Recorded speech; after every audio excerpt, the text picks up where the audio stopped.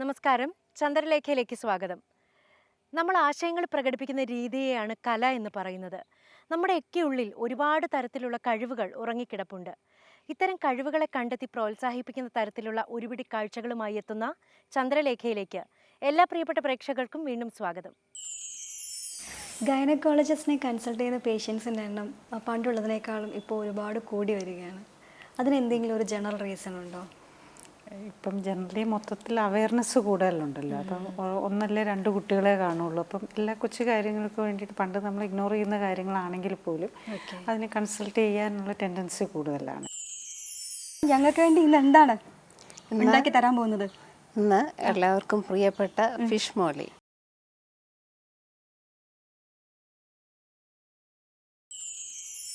പ്രായപൂർത്തിയാകുമ്പോൾ പെൺകുട്ടികൾ അറിഞ്ഞിരിക്കേണ്ട ഒട്ടേറെ കാര്യങ്ങളുണ്ട്. ഏതൊക്കെ ഡയറ്റാണ് ഫോളോ ചെയ്യേണ്ടത്, എന്തൊക്കെ വ്യായാമമാണ് ചെയ്യേണ്ടത്, എന്തൊക്കെ കാര്യങ്ങൾ ഒഴിവാക്കണം, അങ്ങനെ ഒരുപാട് കാര്യങ്ങളുണ്ട്. ഇതെല്ലാം പറഞ്ഞു തരാൻ ഒരു ഗൈനക്കോളജിസ്റ്റിന് സാധിക്കും. നമുക്ക് കാണാം ചന്ദ്രലേഖയിൽ ഒരു ഡോക്ടർ സെഗ്മെന്റ്.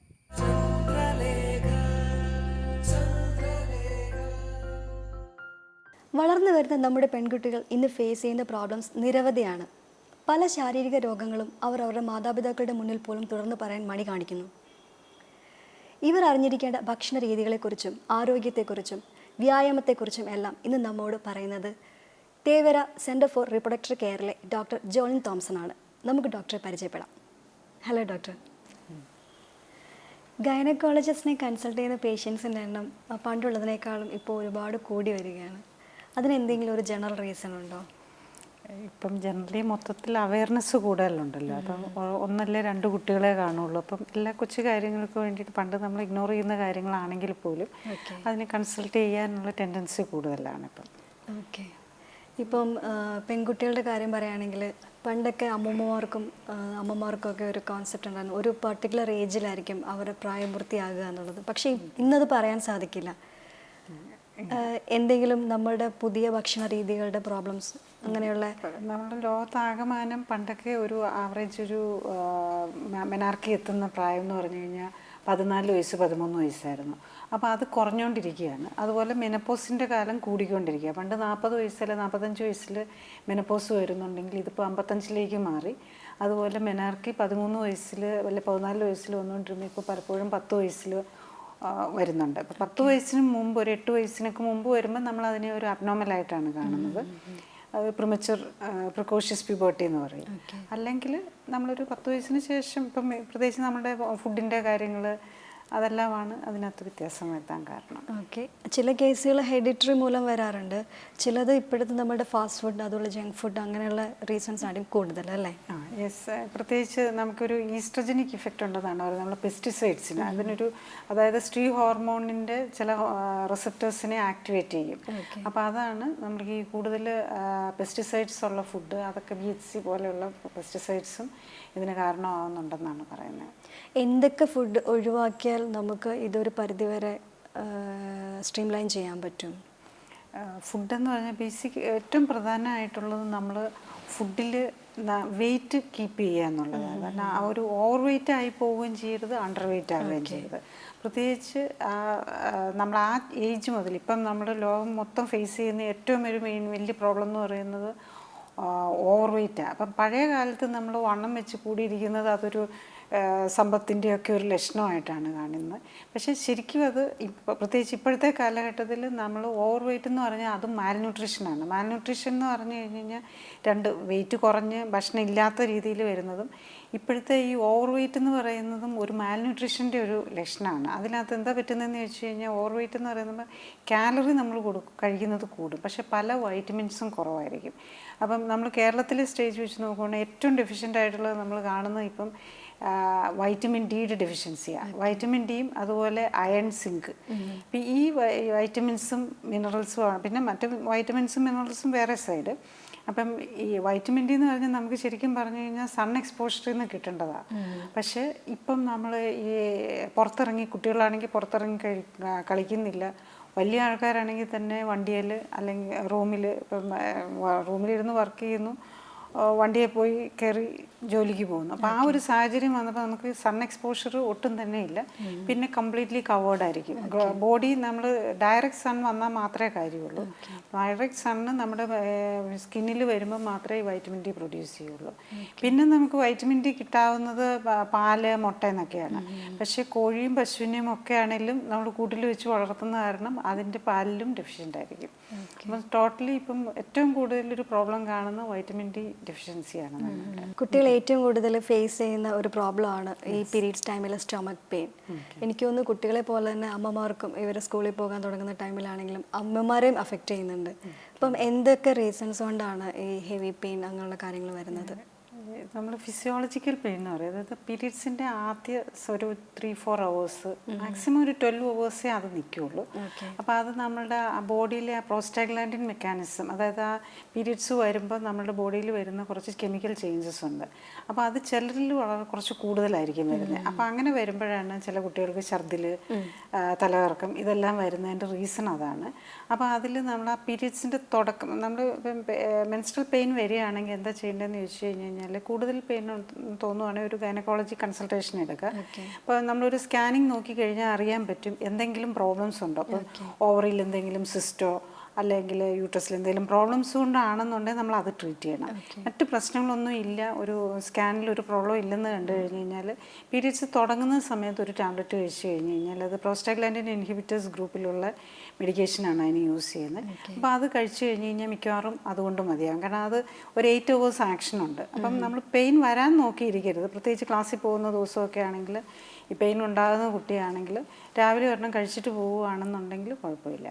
പിന്നെ നമ്മൾ പീരീഡ്സിൻ്റെ ഫസ്റ്റ് ഡേയും സെക്കൻഡ് ഡേയും അധികം സ്പോർട്സ് ആക്ടിവിറ്റീസിനൊന്നും പോകാതിരിക്കുകയും ചെയ്യണം. അല്ലെങ്കിൽ അപ്പം ബ്ലീഡിങ് കൂടുതൽ വന്നിരിക്കും. അതിൻ്റെ പേരിലും തലകറക്കം വരാം. അപ്പം ഈ ബേസിക്കലി ഈ പെയിൻ കൺട്രോൾ ചെയ്യാനായിട്ട് ഇങ്ങനെ ചെയ്താൽ മതിയാവും.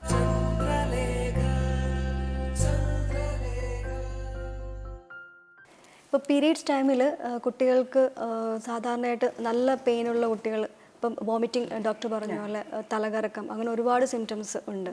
അപ്പം ഇവരുടെ ഗ്യാസ് ഫോം ചെയ്യുന്ന ഒരു ഇത് കണ്ടുവരുന്നുണ്ട്. അപ്പം അതും ഒരു കാരണമാണോ പെയിൻ വരാൻ? ഗ്യാസ് ഞാൻ നേരത്തെ പറഞ്ഞാൽ ഇതിൻ്റെ മെക്കാനിസം ഒന്ന് തന്നെയാണ്. നമ്മൾ പ്രോസ്റ്റാഗ്ലാൻഡിൻ പ്രൊഡ്യൂസ് ചെയ്യുന്നതിനകത്ത് ആ പ്രോസ്റ്റാഗ്ലാൻഡിലാണ് യൂട്രസിന് ശരിക്കും കൺട്രാക്ഷൻ വരുന്നത്. ഈ യൂട്രസിനകത്ത് പെയിൻ വരാൻ തന്നെ നമ്മുടെ ബോഡിയിൽ യൂട്രസിനകത്തും ഉണ്ടാക്കുന്ന ഒരു പ്രോസ്റ്റാഗ്ലാൻഡിൻ എന്നുള്ള ഒരു കെമിക്കലാണ് വരുന്നത്. അപ്പോൾ അതിൻ്റെ അളവ് ഈ കൂടുതലായിട്ട് മെൻസ്ട്രൽ പെയിൻ ഉള്ള സ്റ്റഡീസ് അനുസരിച്ച് അതിൻ്റെ അളവ് കൂടുന്നതായിട്ടാണ് കാണുന്നത്. അപ്പോൾ അത് തന്നെ നമുക്ക് അസിഡിറ്റി ഉണ്ടാക്കും. അപ്പം ഭക്ഷണം കഴിക്കാൻ ബുദ്ധിമുട്ട് വരും. അതുകൊണ്ടാണ് ഈ വോമിറ്റിംഗ് സെൻസേഷൻ. ഇതെല്ലാം ഇൻ്റർ റിലേറ്റഡ് ആയിട്ട് പോകുന്നതാണ്. അപ്പം നമ്മൾ അതിന് കൊടുക്കുന്ന മരുന്ന് തന്നെ അതാണ്, പ്രോസ്റ്റാഗ്ലാൻഡിൻ ഇൻഹിബിറ്റിംഗ് ആണ്. ഇപ്പം ഈ കാലഘട്ടത്തിൽ എന്തുകൊണ്ടാണ് പണ്ടൊന്നും ഇത്രയും വലിയ പെയിനൊന്നും ഇല്ലായിരുന്നല്ലോ എന്ന് നമ്മളെല്ലാം ചോദിക്കുന്നൊരു ചോദ്യമാണ്. അതിന് കാരണമുണ്ട്. കാരണം എന്താണെന്ന് വെച്ചാൽ നമ്മളുടെ ഇപ്പോഴത്തെ റിഫൈൻഡ് ഫുഡ് വന്നു കഴിഞ്ഞപ്പം ഈ പ്രോസ്റ്റാഗ്ലാൻഡിൻ ഉണ്ടാക്കുന്നത് ശരിക്കും പറഞ്ഞു കഴിഞ്ഞ് കഴിഞ്ഞാൽ 2 തരം പ്രോസ്റ്റാഗ്ലാൻഡിനാണ്.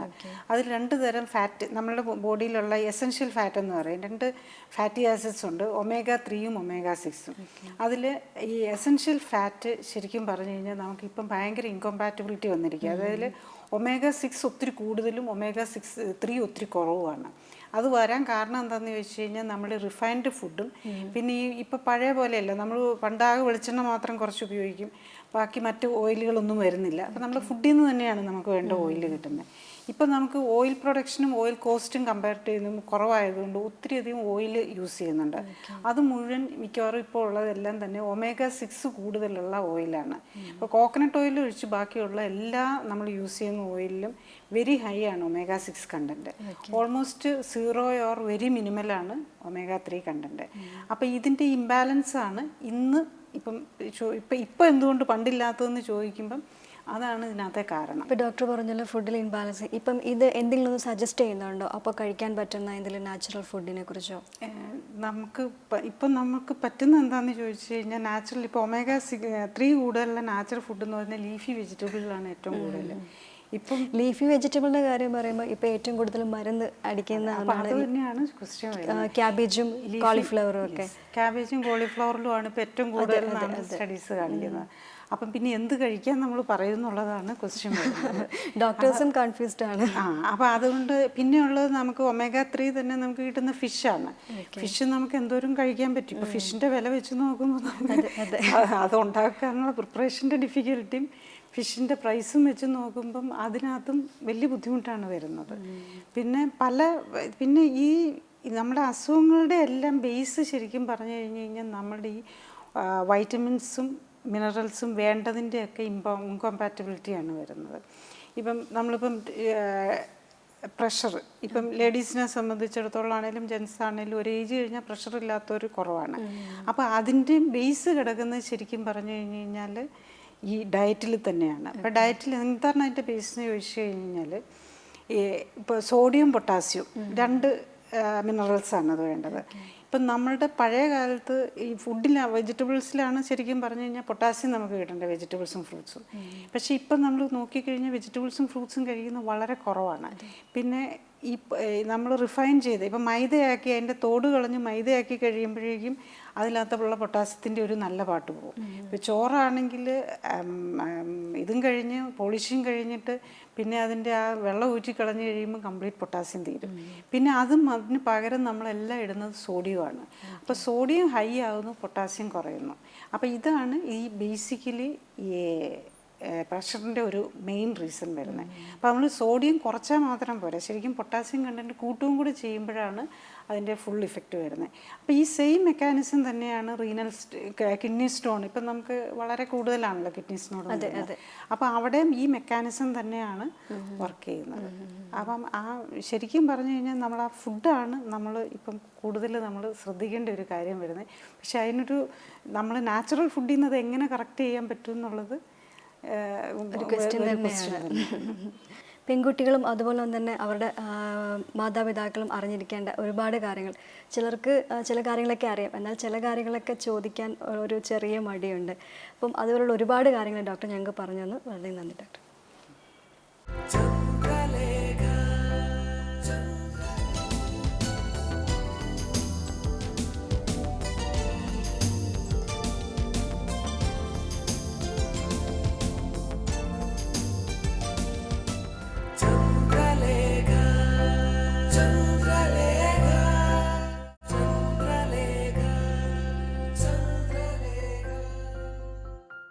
ഭക്ഷണത്തിൽ വൈവിധ്യം ഇഷ്ടപ്പെടാത്തവരായി ആരും തന്നെ ഉണ്ടാവില്ല. ഒരു വെറൈറ്റി വിഭവമാണ് ചന്ദ്രലേഖയിലൂടെ ഇനി പരിചയപ്പെടുത്താൻ പോകുന്നത്.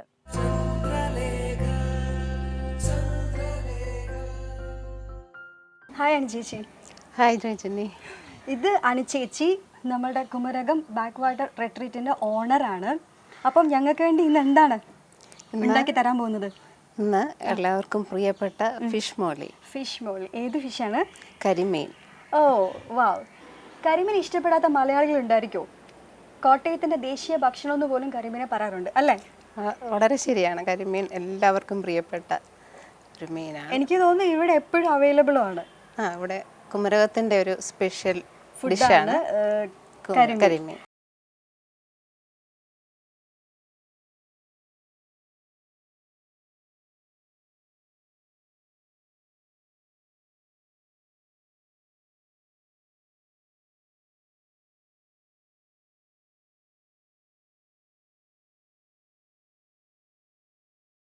നമുക്ക് എന്തൊക്കെയാണ് ഫിഷ് മോളിക്ക് വേണ്ടിയിട്ടുള്ള ഇൻഗ്രീഡിയൻസ് എന്ന് നോക്കാം അല്ലേ?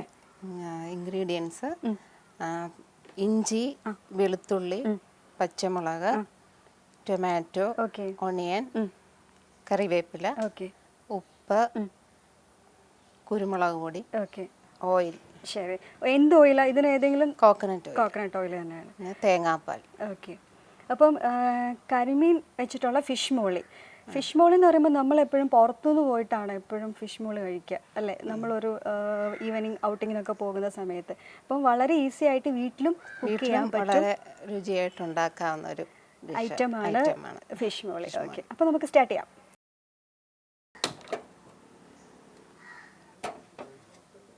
ആദ്യമായിട്ട് നമുക്ക് ഓയിൽ ഒഴിക്കാം. ശരി. ഓയിൽ ഒഴിക്കാം. ഓക്കെ. അപ്പോൾ ഓയിൽ ഒഴിച്ചിട്ടുണ്ട്. ഇനി നമുക്ക് ഇതിലേക്ക് എന്തൊക്കെയാണ് ചേർക്കേണ്ടത്? ആദ്യമായിട്ട് നമുക്ക് ഓയിൽ ഒഴിക്കാം. ഓക്കെ. ഓയിൽ ഒഴിക്കാം. ശരി. പിന്നെ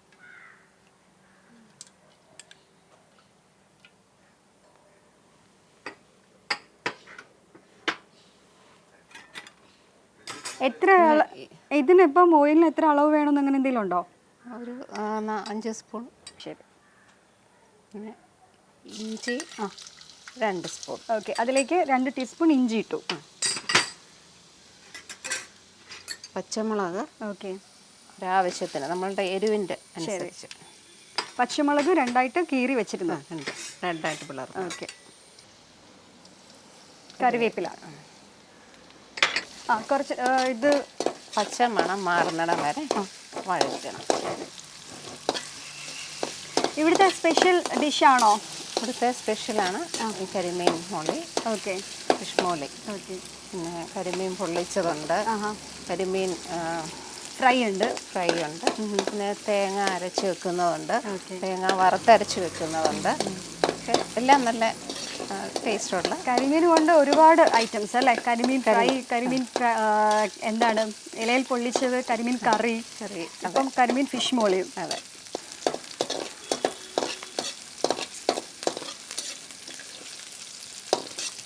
ഇപ്പം കുമരകത്തേക്ക് വരുന്ന ടൂറിസ്റ്റുകളെ ആകർഷിക്കുന്ന മെയിൻ കാര്യങ്ങളാണ് ഡക്ക് റോസ്റ്റ് അല്ലെങ്കിൽ കരിമീൻ പൊള്ളിച്ചതൊക്കെ.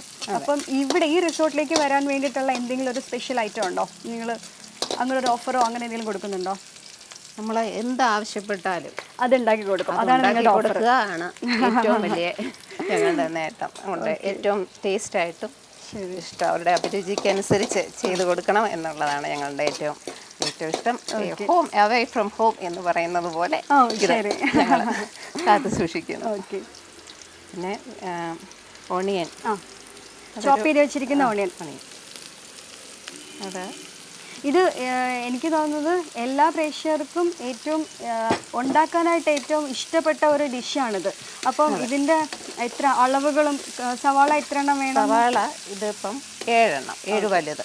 ശരി, അതായത് ഇത്രയും നമ്മൾ പറഞ്ഞ ഇത്രയും കരിമീൻ ഒരു 7 സവാളയോളം വലിയ സവാള 1 കിലോ. ഓക്കെ, ഇത് നല്ലൊരു ബ്രൗൺ നിറം ആകുന്നിടം വരെ വഴറ്റണം. ഓക്കെ, കുറച്ച് ഉപ്പിട്ട് കൊടുക്കാം.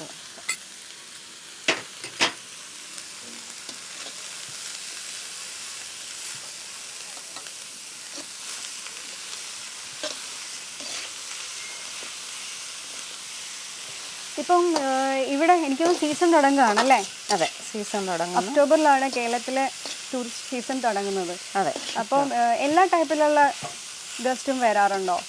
North Indians, foreigners, south Indians, എല്ലാവരും വരാറുണ്ട്. ഇതൊരു ബഡ്ജറ്റ് ലെവൽ പ്രോപ്പർട്ടിയാണ്.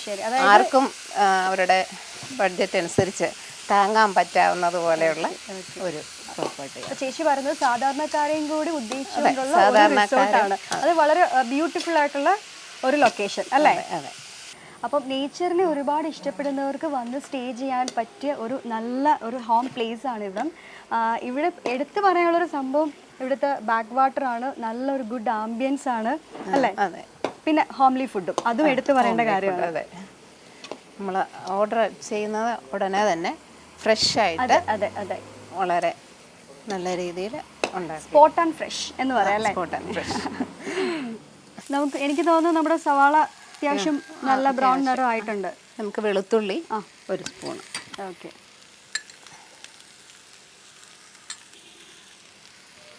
ഒരു ടൊമാറ്റോ അരിഞ്ഞു വെച്ചത് അത് ആഡ് ചെയ്യും. എത്ര ടൊമാറ്റോ വേണം? അത് ഒരു 1/2 കിലോ വേണം. 1/2 കിലോളം വേണം. നമ്മൾ വേറെ പുളി ചേർക്കുന്നില്ല. ഓക്കെ, കുറച്ച് വിനാഗിരി മാത്രം, വിനീഗർ മാത്രമേ ചേർക്കുന്നുള്ളൂ. അതുകൊണ്ട് ടൊമാറ്റോയുടെയാണ് മുമ്പോട്ട് ടേസ്റ്റ് വരേണ്ടത്. അപ്പോൾ 1 കിലോ കരിമീന് ഒരു 1/2 കിലോ ടൊമാറ്റോ എന്നുള്ള രീതിയിൽ ചേർക്കണം. അല്പം മഞ്ഞൾപ്പൊടി ചേർക്കുക.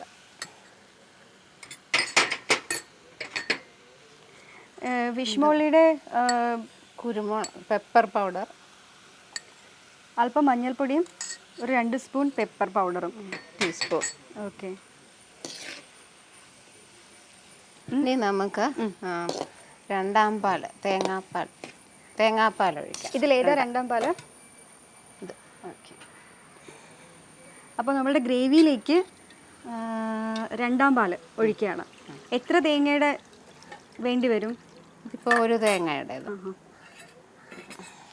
അത് കൂടുതൽ ഗ്രേവി വേണമെന്നുണ്ടെങ്കിൽ നമുക്ക് കൂടുതൽ 2 തേങ്ങ വേണമെങ്കിലും ചേർക്കാം, ഉപയോഗിക്കാം. കൂടുതൽ ഗ്രേവി ടേസ്റ്റ് കിട്ടാൻ വേണ്ടിയിട്ട്. അപ്പം തേങ്ങാപ്പാൽ ഒഴിച്ചിട്ട് തേങ്ങാപ്പാൽ ഒഴിച്ചിട്ട് നമുക്ക് ഉപ്പും കൂടെ ചേർക്കാം. ഓക്കെ, ആവശ്യത്തിന് ഉപ്പ്. ഒന്ന് ബോയിലാകണം. ബോയിലാകുമ്പോൾ ഇത് നമ്മൾ ഫ്രൈ ചെയ്ത് വെച്ചിരിക്കുന്ന കരിമീൻ. ഇപ്പൊ ഇത് ഫ്രൈ ചെയ്യുമ്പോൾ ഇതിന് അധികം ഫ്രൈ ആകണ്ട, മൂത്ത് പോകാതെ എടുക്കണം. ഫ്രൈ ചെയ്യുന്നത് അതിന് മുളക് പൊടി കുറച്ച്, കുരുമുളക് പൊടി, മഞ്ഞൾപ്പൊടി, ഉപ്പ്, ഇത്രയും മസാല ആക്കി ഒന്ന് ചെറുതായിട്ട് ഫ്രൈ ചെയ്തെടുക്കുക. ഓക്കെ, അത് ഈ ഗ്രേവിയിലേക്ക് ഇട്ട് കൊടുക്കുക. അപ്പോൾ കരിമീൻ നമ്മൾ ആദ്യം തന്നെ ഫ്രൈ ചെയ്ത് വെച്ചിട്ടുണ്ട്. നമ്മൾ ഫ്രൈ ചെയ്ത് കാരണം അതാണ് ഈ ഗ്രേവിയിലേക്ക് ഇട്ട് കൊടുക്കുന്നത്. അതെ.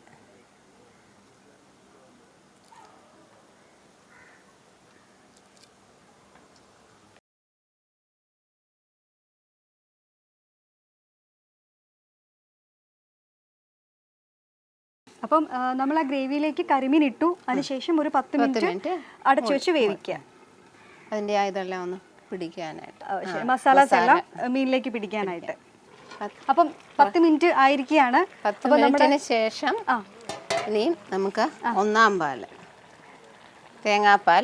തേങ്ങയുടെ ഒന്നാം പാല് ഗ്രേവിയിലേക്ക് ഒഴിച്ചുകൊണ്ടിരിക്കുന്നു. ഒന്നാം പാൽ ഒഴിച്ചതിന് ശേഷം വേവിക്കണോ? ഒന്നാം പാൽ ഒഴിച്ചതിന് ശേഷം ഗ്യാസ് ഓഫ് ചെയ്യുക. Okay,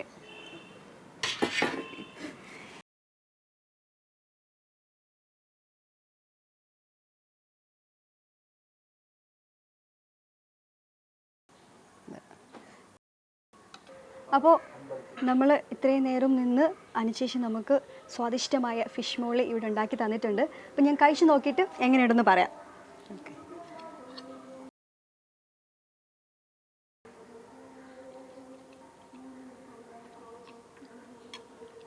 super, thank U.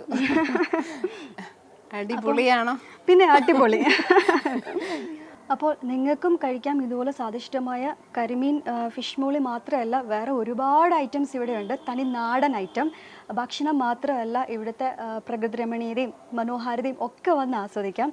Back water retreat അല്ലേ റിസോർട്ടിൻ്റെ പേര് അങ്ങനെയാണ്. അപ്പം തീർച്ചയായിട്ടും നിങ്ങൾ ഇത് ഇഷ്ടപ്പെട്ടെങ്കിൽ തീർച്ചയായിട്ടും ഇവിടെ വരിക അല്ലേ അനുചേച്ചി? തീർച്ചയായിട്ടും.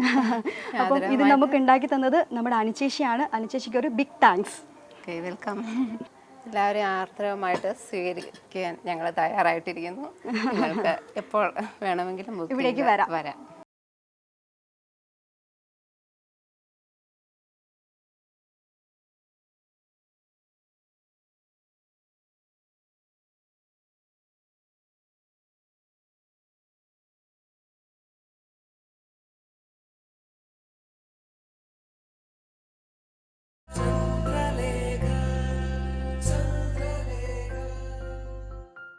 ചന്ദ്രലേഖയുടെ ഇന്നത്തെ എപ്പിസോഡ് ഇവിടെ പൂർണ്ണമാകുന്നു.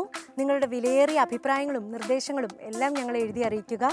വീണ്ടും മറ്റൊരു അധ്യായത്തിൽ കാണാം.